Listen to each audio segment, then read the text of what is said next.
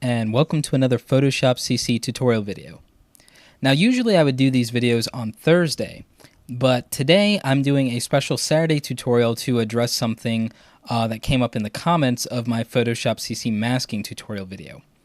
Jean commented that the photo in the Photoshop CC masking tutorial video was not very helpful because it was not a real-world image. It had a single color background and quote-unquote any noob can mask that out. Now, since many of you have actually commented that you like that video, I'm not going to insult you by calling you noobs and saying that you like that video because you can't mask out complex images. The reality is that with the Refine Edge tool in versions CS5 through CS6 and CC of Photoshop, it actually really almost doesn't matter whether you have a super complex background or a simple one-color background. You can more or less mask out images with the click selection tool and lasso tool pretty much the same way when using Refine Edge. However, I'm going to just go ahead and do a video with a real-world image, a photograph that I actually shot myself on a Nikon D3200 DSLR camera of my brother for prom and show you how I actually masked that out. So that's what this tutorial video today is going to be. It's going to be another Photoshop CC masking tutorial using a complex background and real-world practical Photoshop. So let's go ahead and get started. As you can see here in the original image, we have a quote-unquote complex background. There are a lot of different colors here, and even though we have depth of field, you could still call this a complex background. It's not one color, it's many colors. Some of them blend in with the colors of the shirt. So we're going to use the quick selection tool to get our subject, my brother here, out of this background and put him against black like you saw earlier in the final version.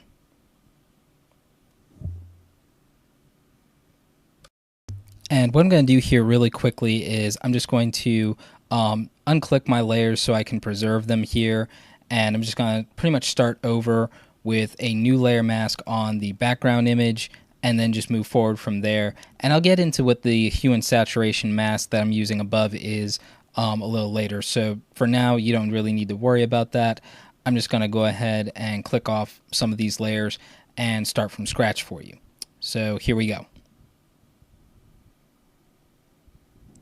Now again, I'm just going to be using the quick selection tool with Refine Edge, but while I'm using the quick selection tool to make the selection, I'm just going to actually super speed fast forward through that so you guys don't have to wait through all of that for us to get into the actual quote-unquote tutorial part of that.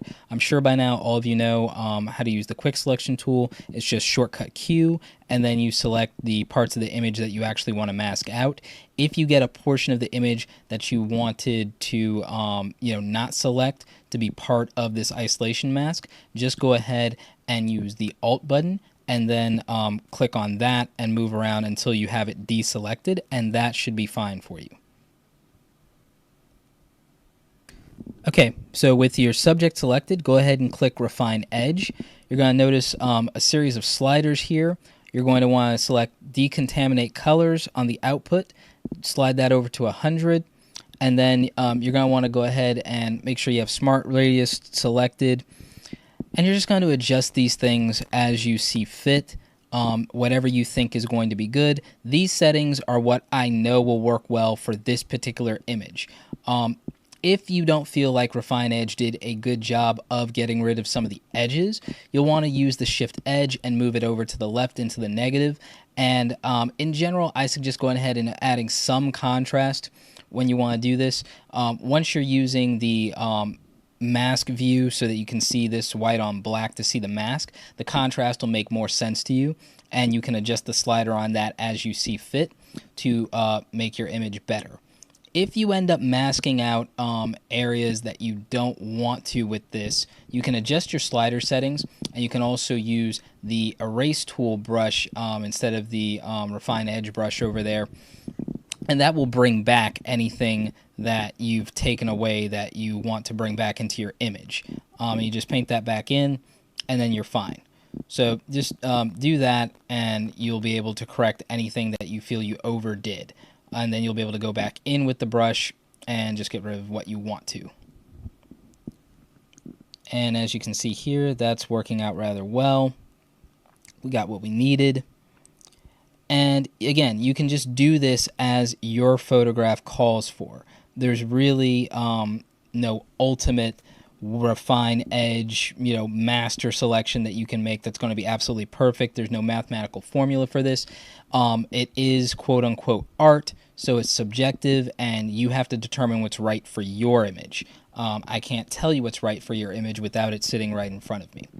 But for this image, we didn't really have to do too much, and that's because in Photoshop CS6 and Photoshop CC, the selection tools, the refine edge tools, all of these things have been optimized. They really don't bring that up a lot on the Adobe site, but I've noticed the improvement because I've been using different versions of Photoshop for a very long time. I started back in Photoshop version 7, which was before the Creative Suite ever got started, so I'm a little more familiar with it. Go ahead and use the black and white matte to just see what you need to clean up in your mask. And one of the things that really pays off here is the contrast tool. You can shift that around and you can just get a better overall selection.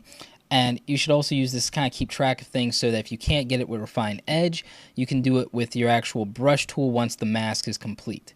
So we're just going to kind of toggle through and see this. You can see that this won't just work on black, this will work on white, because someone might say, oh, well, you did that on black so that we won't see any of the flaws or mistakes. No, you can see clearly here that even on white it comes out rather well.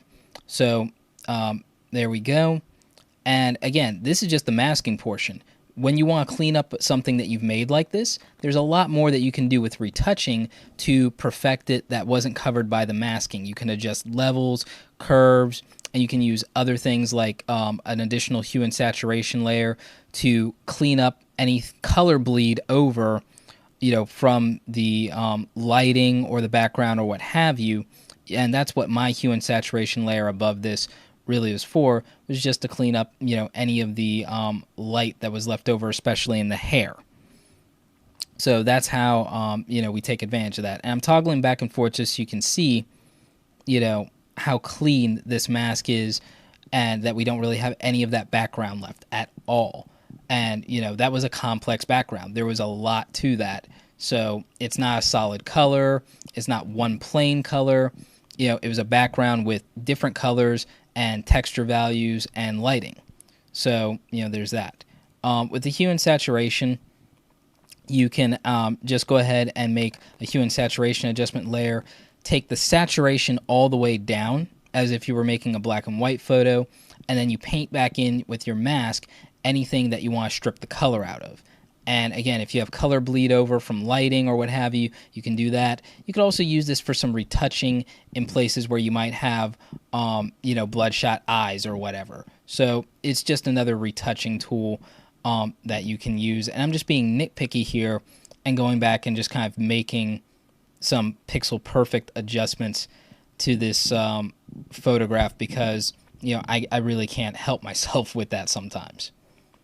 But as you can see, we've masked this out and it's looking really good considering how complex that background is, and you more or less wouldn't know that we shot this against white. And I'm just going to get rid of some of these blemishes here. I'm sorry, I'm having an OCD moment while I'm doing this. I apologize. I really just can't help myself sometimes when I get into Photoshop. I have to correct things. I can't look at them imperfect, and that's just a habit of mine. So again, I apologize.